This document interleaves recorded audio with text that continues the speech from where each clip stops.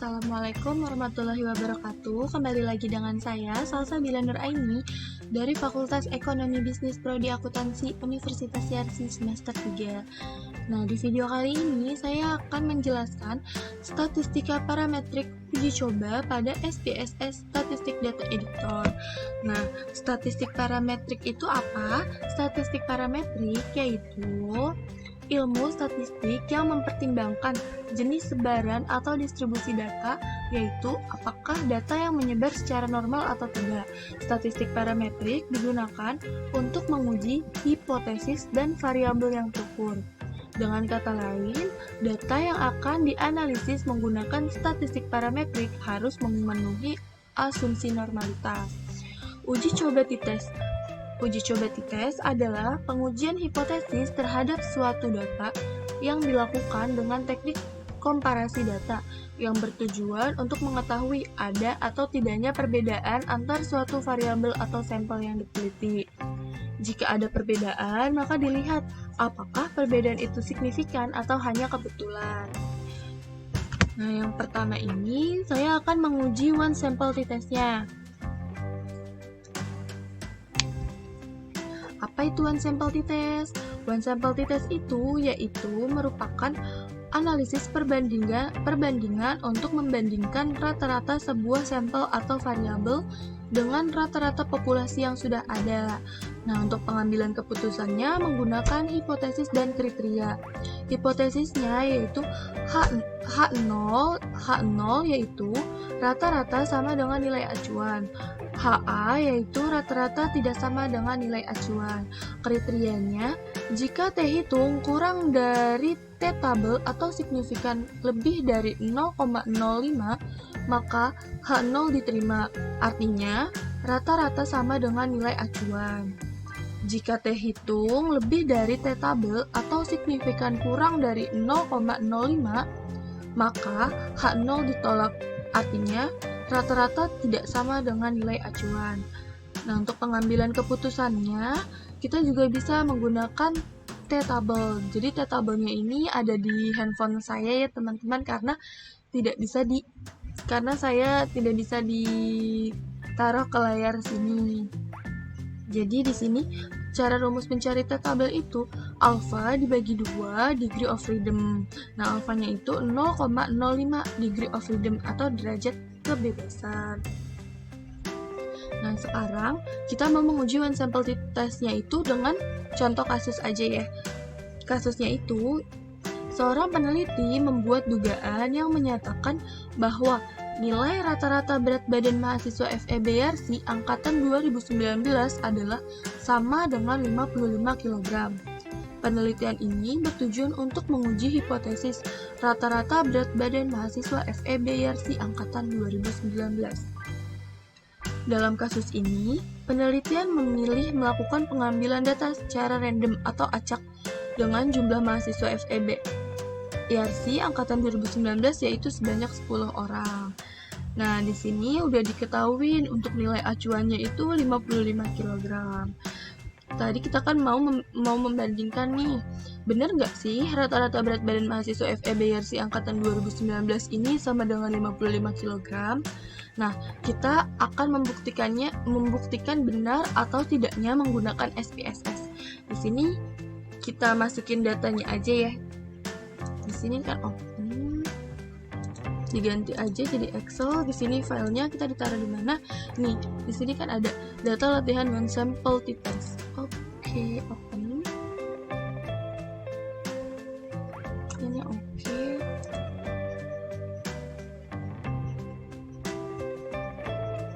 Nah, ini datanya udah muncul ya. Di sini ada 10 data random. Di sini. Nah, sekarang kita mau menguji one sample t-testnya. Kita ke variable view dulu untuk dihilangkan desimalnya menjadi 0.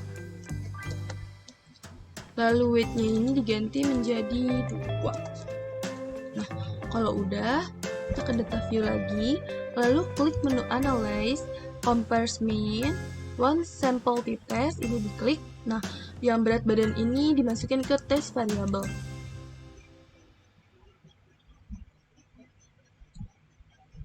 Nah, di sini untuk test value-nya kita ganti dengan 55. Test value itu sebagai nilai acuan 55. Klik OK. Nah, di sini kan sudah muncul nih untuk berat badan. Jumlahnya itu ada 10, rata-ratanya itu 59,00, standar deviasinya 7,379, standar error mean-nya itu 2,3333. Nah, di sini one sample testnya ini berat badan T itu 1,714, degree of freedom-nya itu 9, significant tilde-nya itu 0,121, mean difference-nya itu 4,000, 95% confident interval of the difference-nya itu lower-nya itu ada minus 1,28, upper-nya itu 9,28. Nah, untuk menguji one sample t-test ini, kita membutuhkan hipotesis dan kriteria.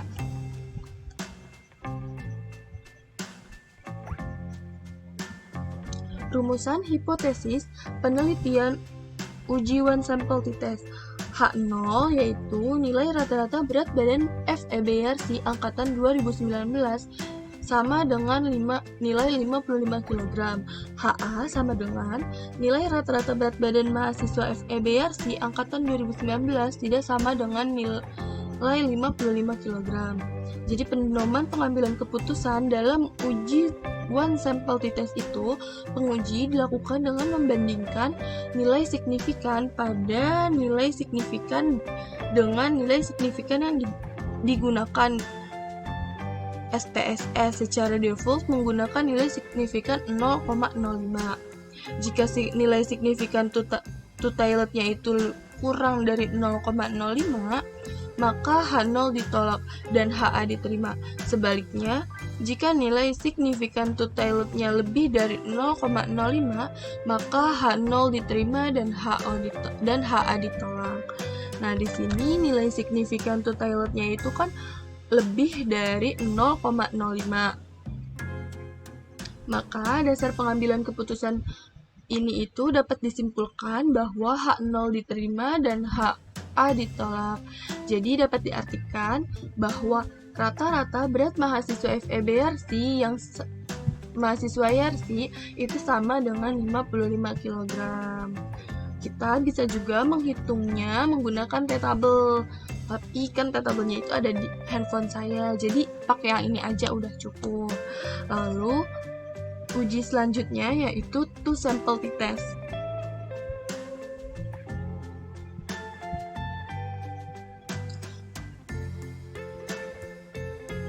Two simple t-test.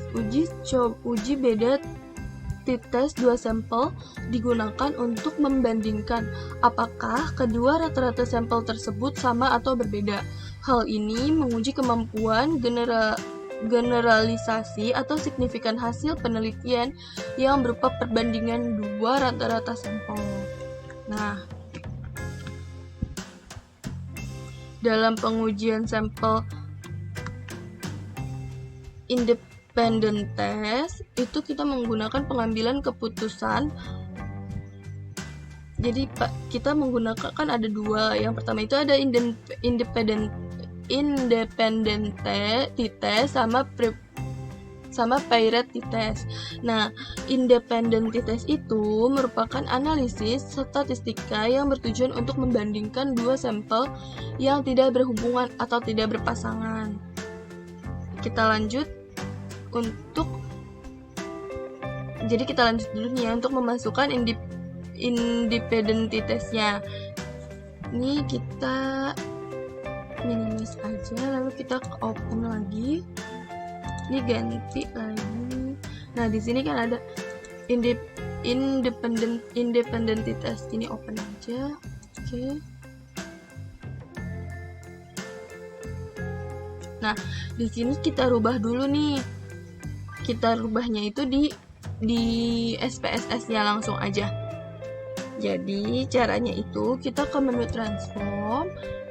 Soalnya yang mau kita rubah itu ini, tidak menggunakan Excel sama menggunakan Excel. Nah, kita rubahnya itu gimana? Ke menu transform, record into same variable, lalu yang kelompoknya iya, lalu ini klik old and new value. Di sini tulis old-nya itu tidak menggunakan variabel.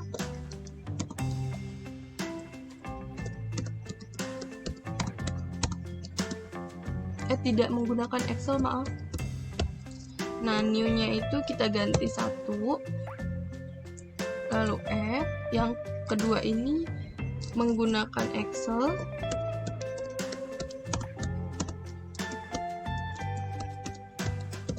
Nah, new-nya ini kita ganti 2. Add. Lalu kita continue.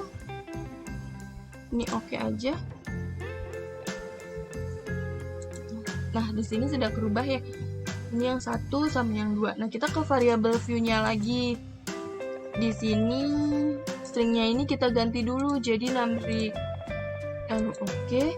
Nah, di sini value-nya ini kita kasih tahu nih, kan tadi kan di sini kan cuman ada 1 atau 2. Nggak tahu nih 1 itu apa, 2 itu apa, karena kan udah kita rubah. Nah, kita di sini kita kasih tahu lagi nih, kita ke value. Lalu di sini value-nya itu 1.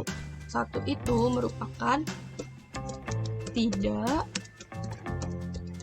menggunakan Excel. Maaf.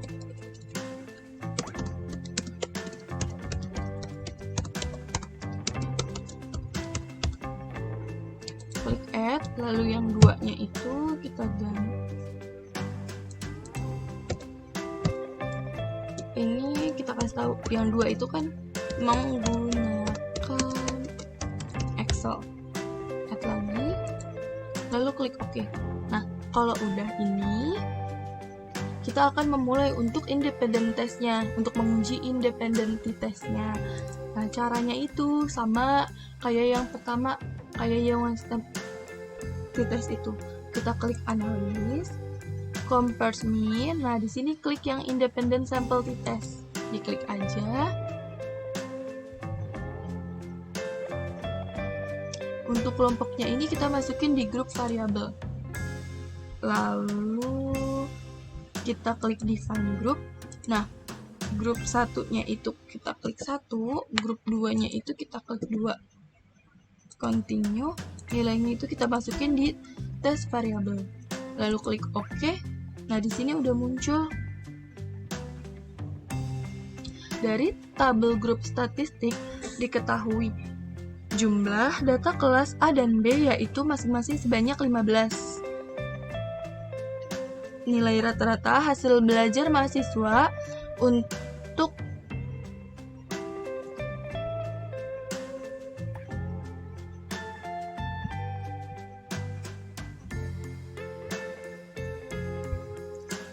kelompok 1 yang tidak menggunakan Excel itu ada 82,267.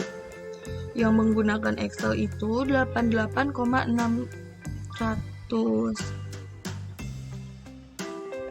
Nah, secara deskriptif dapat disimpulkan bahwa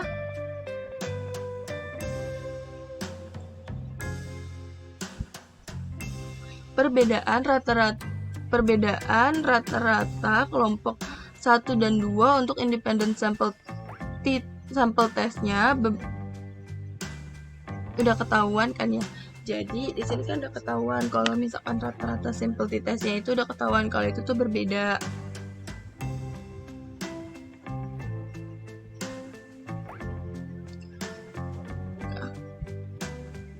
Berpedoman pada nilai atau tabel yang terdapat pada baris equal variance assume. Nah, di sini diketahui nilai pada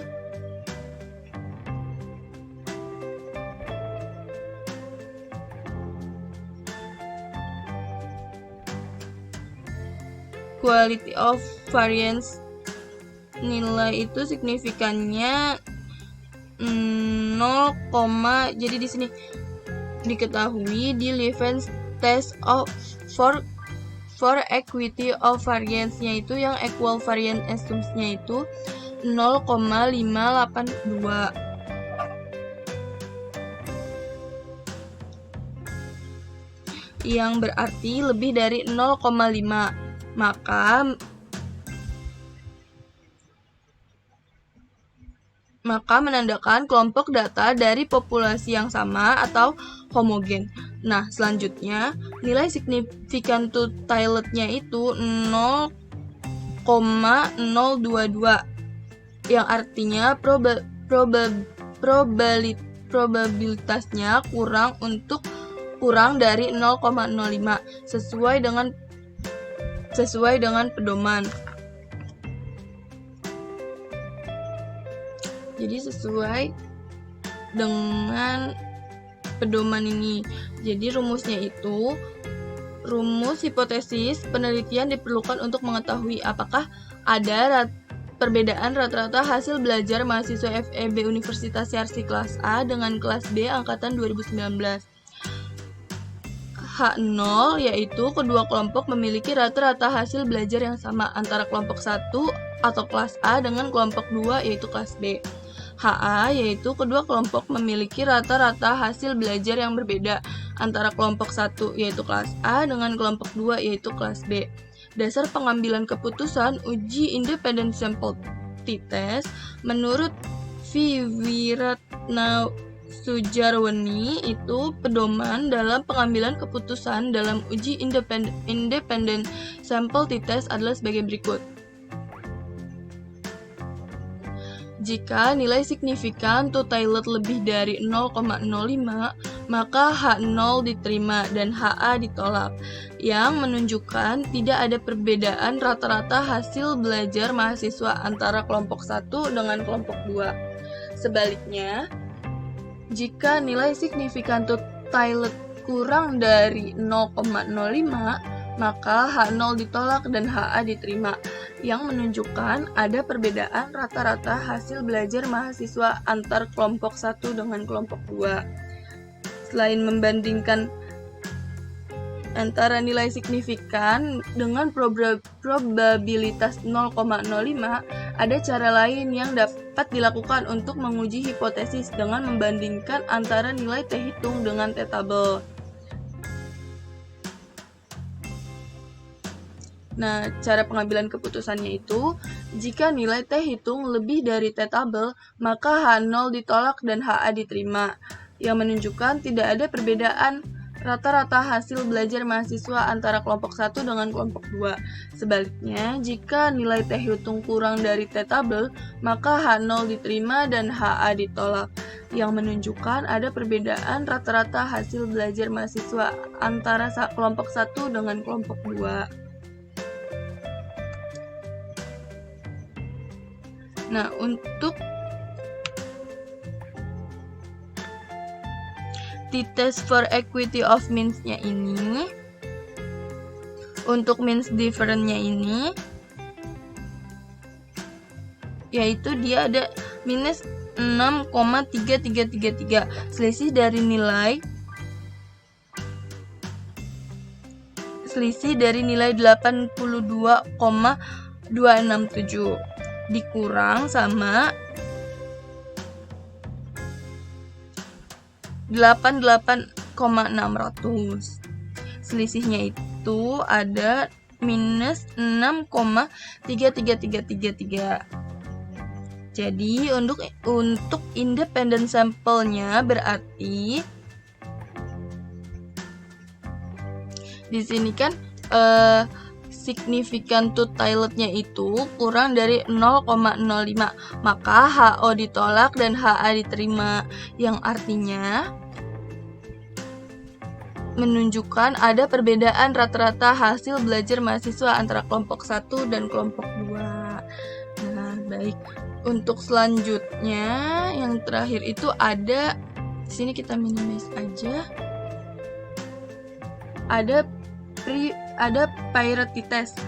Priority test itu bagian dari uji hipotesis komparatif atau uji perbandingan data yang menggunakan dalam uji paired sample t-test ini umumnya berupa data berskala interval atau rasio atau data kuantitatif. Penelitian bertujuan untuk membandingkan dua sampel berpasangan, seperti perbandingan nilai sebelumnya dengan nilai sesudahnya. Nah, kita langsung aja ke contoh kasusnya.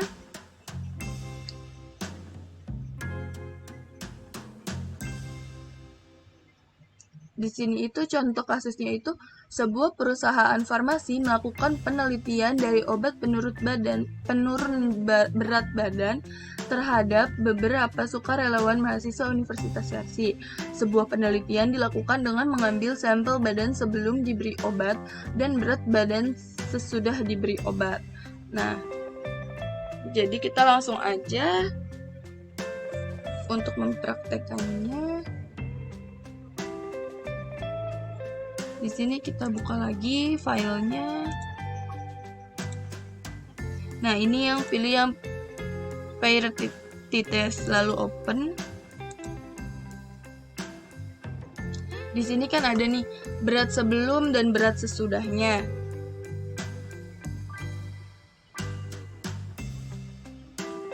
Nah, di sini kita ganti dulu ke variable view. Untuk desimalnya ini kita ganti 0.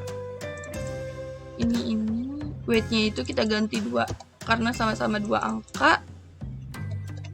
Nah, ini kita diamin aja karena udah numeric. Lalu ini cancel aja. Lalu kita ke data view lagi.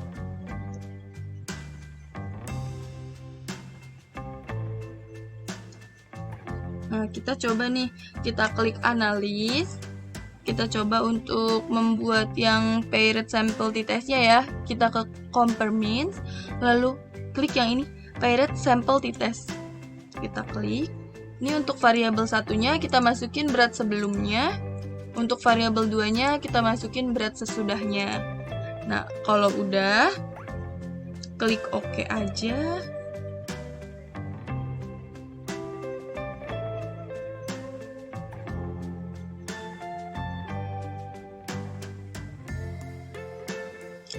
Nah, di sini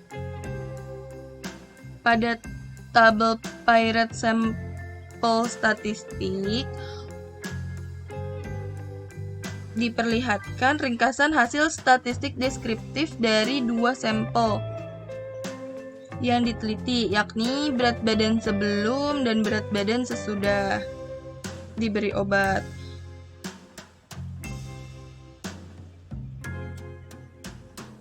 Nah, di sini untuk berat badan sebelum min-nya ini 66,81 dengan jumlahnya ini ada 16, standar deviasinya ini 6,656, standar error min-nya itu 1,664.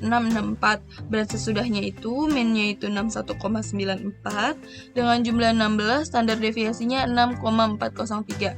Standar error min-nya itu 1,601.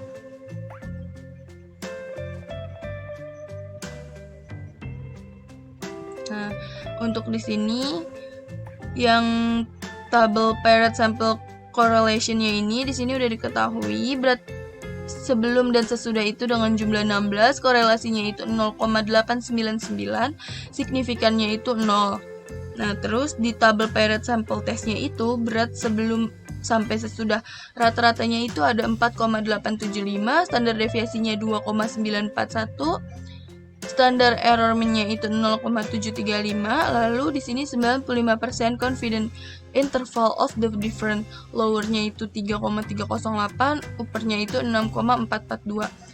T-nya itu 6,630, degree of freedom-nya itu 15, significant to toilet-nya itu 0. Jadi, dapat disimpulkan obatnya berpengaruh. Nah, selanjutnya kita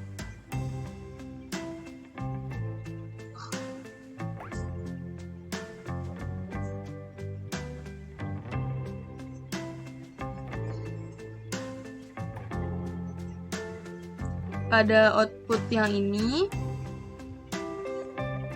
Di sini untuk yang pada output yang paired sample correlation-nya itu kan signifikannya itu 0, yang mana 0 probabilitasnya itu kurang dari 0,05. Maka dapat disimpulkan bahwa adanya hubungan antara variabel berat badan sebelum dan sesudah. Selanjutnya yang untuk tabel paired sample testnya ini, di sini kita lihat yang signifikan to toilet-nya itu juga 0 kan ya, yang berarti kurang dari 0,05 juga. Maka HO ditolak dan HA diterima. Berarti ada perbedaan dari rata-rata berat badan relawannya Universitas Yarsi sebelum diberi obat dan sesudah diberi obat. Nah, di sini ini udah selesai semuanya. Lalu di sini kita ekspor aja. Kita ekspornya ke Word ya. Ini kita ke file lalu ekspor. Nah, ini browse. Di sini kita tulis tugas statistik 3.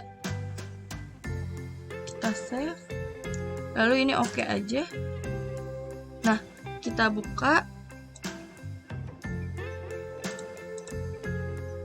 Di sini tugas statistik 3.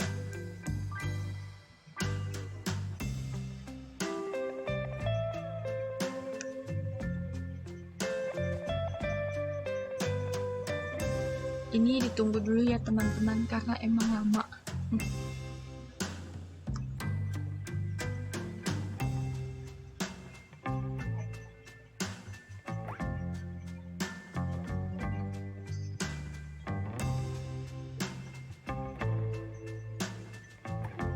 Nah, ini udah muncul nih untuk ekspor data yang tadi udah kita buat. Di sini udah muncul. Ini kan bisa kita rubah ya. Nah, ini kan udah bisa kita rubah nih semuanya. Ini udah selesai. Jadi di sini sekian untuk penjelasan saya kali ini. Untuk kekurangannya mohon dimaafkan. Terima kasih. Assalamualaikum warahmatullahi wabarakatuh.